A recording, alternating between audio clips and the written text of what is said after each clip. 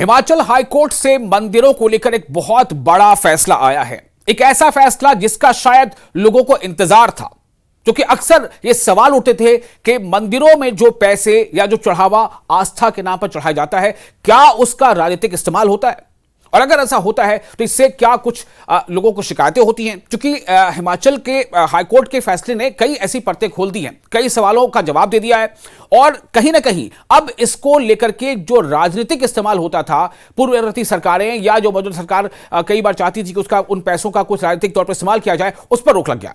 हम आपको पूरी तफसील बताते हैं पूरा मामला क्या है। दरअसल हिमाचल हाईकोर्ट ने मंदिरों में मिलने वाली दान राशि, यानी मंदिरों में दान के तौर पर जो पैसे दिए जाते हैं या जो चढ़ावा दिया जाता है, जो राशि दी जाती है, उसके इस्तेमाल को लेकर के एक हिस्टोरिकल आप कह सकते हैं कि वर्डिक्ट दिया है, ऐतिहासिक आदेश दिया है।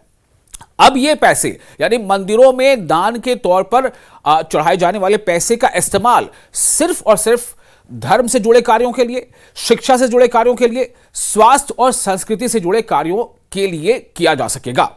यानी इसका मतलब साफ क्या है कि इन चीजों के लिए किया जा सकेगा तो किन चीजों के लिए नहीं किया जा सकेगा, यह भी आपको आगे बताएंगे। दरअसल कोर्ट ने एक और इसमें जो फैसला सुनाते हुए कोर्ट ने जो बात कही है वो भी काफी अहम है। कोर्ट ने जाति यानी कास्ट, जाति, धर्म या लिंग की बुनियाद पर भेदभाव को भी पूरी तरह से खत्म करने का आदेश दिया है। यह एक बहुत बड़ा फैसला है, इसलिए कहा जा रहा है कि हिमाचल हाईकोर्ट का यह ऐतिहासिक फैसला है।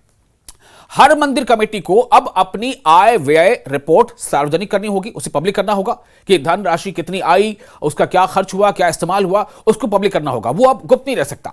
ये कई ऐसी बातें हैं जो हिमाचल हाईकोर्ट ने इस ताल्लुक से दी है अपने फैसले में। तो सबसे पहली जो बड़ी बात है वो यही है कि अब ये पैसे सिर्फ और सिर्फ धार्मिक कार्यों, शिक्षा से जुड़े कार्यों, स्वास्थ्य से जुड़े कार्यों और संस्कृति से जुड़े कार्यों के लिए इस्तेमाल किया जा सकेगा। कोर्ट ने जो एक इससे जुड़ी और जो अहम बात कही है वो यही है कि मंदिरों में किसी भी तरह की जाति, धर्म या लिंग के आधार पर कोई भेदभाव नहीं होगा। इसे पूरी तरह से खत्म करने का हाईकोर्ट ने आदेश दिया है। इससे पहले कि मैं आपको आगे और बताऊं डिटेल, पहले सबसे पहले आपको सुनाते हैं कि हिमाचल प्रदेश के चीफ मिनिस्टर सुखविंदर सिंह सुक्खू ने इस पर क्या रद्द अमल जाहिर किया है, क्या प्रतिक्रिया दी है, सुनिए। मंदिरों का पैसा जो है मंदिरों में इस्तेमाल होगा, सर किस तरह देखेगी सरकार इस फैसले को? ठीक है, जो कोर्ट ने कहा ठीक कहा होगा, ठीक है, जो कोर्ट ने कहा ठीक कहा होगा। तो सुना आपने, सुक्खू साहब ने बहुत ही नपा तुला अपना जो है वो रिएक्शन दिया है, बहुत ही कह सकते हैं कि इख्तिसार के साथ, बहुत संक्षेप में, लेकिन उन्होंने कोर्ट के फैसले का एहतराम किया, माना। हर मंदिर कमेटी को अब अपनी आय व्यय का रिपोर्ट सार्वजनिक उसकी रिपोर्ट सार्वजनिक करनी होगी। वहीं सीएम सुक्खू ने भी इसे हाईकोर्ट के आदेशों को सही बता ही दिया। मैंने आपको सुनाया कि क्या कहा। अब आपको जरा बताते हैं कि मंदिरों में जो धन राशि आती है दान के तौर पर, उसका थोड़ा लेखा जोखा आपको बताते हैं कि वो क्या है, कितना है। आप शायद, अगर आपको पहले से नहीं पता है तो आप बेशक आप हैरान हो जाएंगे कि मंदिरों में दान के पैसे किस हद तक हैं।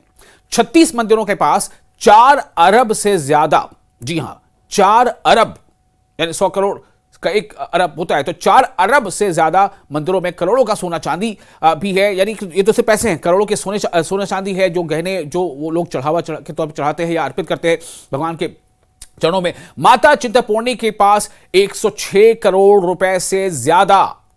प्रदेश के मुख्य मंदिर व उनके पास जो पैसा है या मंदिर में जो धनराशि है वो आपको बता रहे हैं, माता चिंतपूर्णी मंदिर में 106 करोड़ रुपए से ज्यादा। ठीक है, श्री नैना देवी बिलासपुर में जो मंदिर है वहां लगभग 99 करोड़ रुपए। बाबा बालकनाथ शातलाई मंदिर जो है वहां 11 करोड़ से ज्यादा। लक्ष्मी नारायण मंदिर चंबा 2 करोड़ से ज्यादा।